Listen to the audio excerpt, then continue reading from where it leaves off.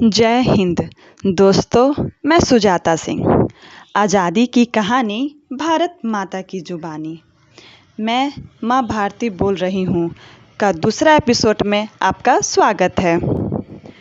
27 जनवरी 1947 को बसंत पंचमी मना चुकी इठलाती प्रकृति के संग मैं अपने ही आज़ादी की राह देखती, अपने ही लोगों के झगड़ों से मायूस हो रही थी।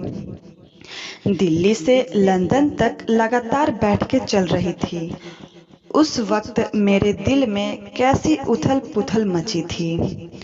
अंग्रेज हार मान चुके थे, सब जन में डूबे थे, पर मेरा ही पुत्र जिन्ना मेरे टुकड़े करने पर आमदा था। मुझे याद है वो खूबसूरत लम्हा। तारीख थी 20 फरवरी 1947।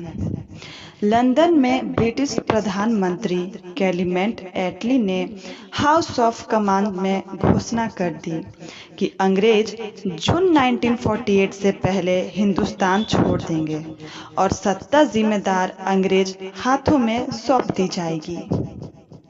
ये सुनते ही मेरा जिस्म आज़ादी की खुशबू से महक उठा। 19 फरवरी 1947 की सुबह नाश्ता कर रहे वायसराय वाले को जैसे ही लंदन से गोपनीय तार मिला तो पहले वे थोड़ा गंभीर हुए, फिर मुस्कुराकर बोले, आखिर उन्होंने मुझे भगा दिया, क्योंकि नए वायसराय लुइस फ्रांसीसी एल्बर्ट विक्टर निकोल्स माउंटबेटन को आज़ादी देने का जिम्मा सौंपा गया था। उधर मेरे करोड़ों बसिंदों के चेहरों पर आज़ादी की मुस्कान बिखरी ही थी कि मेरे आंखों से खून के कतरे बह निकले। वजह थी मोहम्मद अली जिन्ना। जी हाँ, यही वो शख्स था जो बंटवारे के खंजर से मेरे जिस्म के 2 टुकड़े करने पर आमदा था। जिन्ना ने साफ साफ कह दिया था कि उनकी पार्टी हिंदुस्तान का बंटवारा चाहती है, नहीं तो यह देश ध्वस्त हो जाएगा।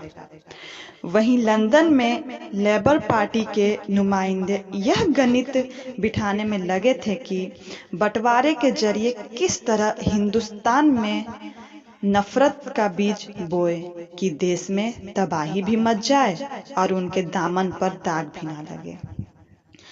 10 ड्राउनिंग स्ट्रीट और बकिंघम पैलेस की नींद इसलिए हराम थी क्योंकि हिंदुस्तानी और अंग्रेज सैनिकों के बीच दरार बहुत चौड़ी हो चुकी थी। रॉयल एयरफोर्स के अंग्रेज अफसरों ने तो विद्रोह ही कर दिया था।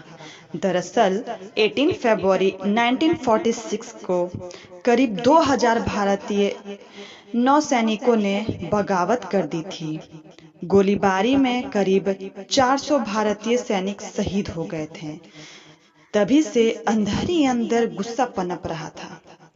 1946 में ही अंग्रेजों ने तय कर लिया था कि अब हिंदुस्तान को आज़ाद कर देंगे। इसी को ध्यान में रखकर 2 सितंबर 1946 को अंतरिम सरकार गठित हुई, जिसके मुखिया जवाहरलाल नेहरू थे। इस अंतरिम सरकार में मुस्लिम लीग शामिल तो हुई थी, लेकिन 1947 आते आते अपने कारनामों से उसने जबरदस्त अंतर्विरोध पैदा कर दिया। नतीजा यह कि फरवरी 1947 में नेहरू का धैर्य टूटा और उन्होंने मांग कर दी कि लीग के मंत्री त्यागपत्र दे दें।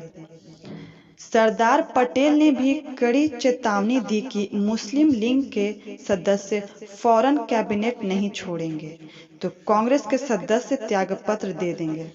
हालांकि नए वायसराय का नाम और आज़ादी की तारीख तय होने की घोषणा ने इस गहमागहमी को कुछ दिन शांत कर दिया था।